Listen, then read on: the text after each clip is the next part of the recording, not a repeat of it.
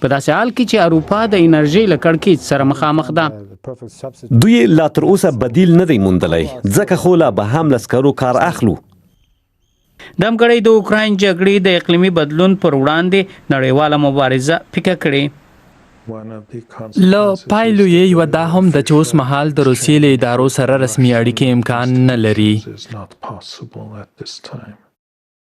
د ټولو هغو کسانو لپاره خطرناکه شیبه ده چې د اقلیمي بدلون له پایلو یې سیمې مخامخ اغیزمنې کیږي.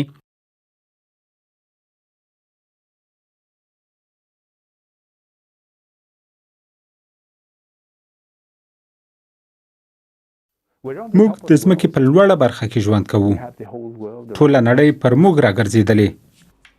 زما نوم اولاف سټورو دی. زه هنرمند یم. له تیرو 23 کلونو لانګیربن کې اوسېږم.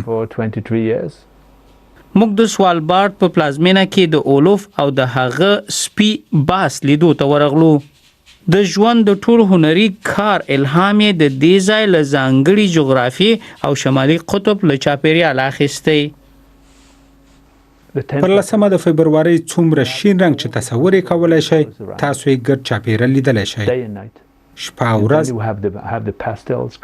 او بیا زیړ رنګونه رابرسېره شي او په سور رنګ بدلیږي او بیا د لمر وړانګې مخ په زیاتېدو شي او د وخت په تېرېدو ورځ اوږدېږي. دومره رڼا وي چې نور ځینې ستړي شئ. 4 میاشتې ورځ وي، رڼا وي او تر دې وروسته بیا تیارې خپرېږي. د نوي کال شپې ته توره تیاره وي، هیڅ رڼا نه وینو. د شمالي قطب رڼاوې وي، ستوري وي، سپوږمۍ وي. تاسو دلته ستوري ښه لیدلی شئ، پر خپل سر کهکشان لیدلی شئ. د شمالي قطب رڼاوې داسې دي لکه اسمان کې چې لمبې وي. دا سخت چاپېریال او د ښکلا سیمه ده. د شمالي قطب په 88 درجو کې به ژوند کول څرنګه وي؟ تشریح کول یې هر چاته ناممکنه ده. بیل ځای دی. ستاسو او د طبیعت ترمنځ هیڅ نه احساسېږي. تر تاسو ډیر ستر دی. واټن نشته. ښایي خدای به وي، نه پوهېږم، خو تاسو دلته یاست او باید وپایېږئ. په سوالبار کې د پایښت خبره ډېره اورېدل کېږي. دلته تل ګواښونه وو، خو د مځکې دغه برخه اوس له نوي ګواښ سره مخ ده. هر څوک چې دلته اوسېږي د اقلیمي بدلون اغېزې مخامخ تجربه کوي. اوړی ګرم شوی،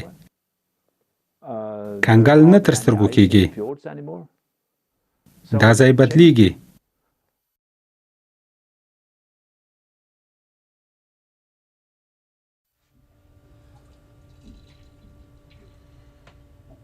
یو کس چې د شمالي قطب دغه ټول بدلونونه یې لیدلي پلټونکی او څېړونکی هیلدا فلون سټورم ده. هیلدا او میړی سټاینر موږ د دې طبیعي نړۍ لیدو ته بیایي.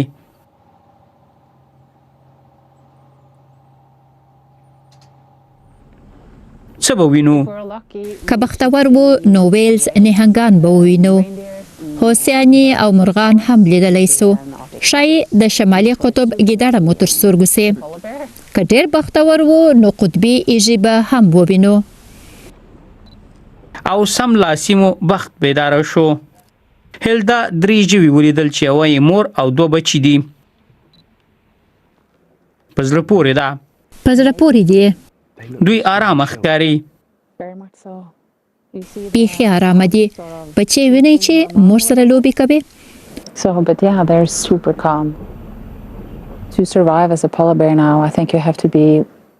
قطبي ایږې په اوس وخت کې هغه مهال پیدلی سي چې په ښکار کې تکړه وي. ځکه د خوړو سرچینه یې د اوبو سپي دي چې مخ په ورکېدو دي او کنګل هم پناه کېږي. قطبي ایږې او د اوبو سپیان دواړه پر تکیه دي. ځکه خو یې په شمېر کې کمښت راغلی. د نړۍ په هیڅ ګوټ کې له کنګل پرته قطبي ایږې نسي موندلی. نو کله چې کنګل له منځه ځي، شمالي ایږې به هم ورسره پناه کېږي. خواشینونکې ده. ډېره خفه کېږم. فکر کوم قطبي ایږې زما او د ټولو لپاره د شمالي قطب یو نښه ده.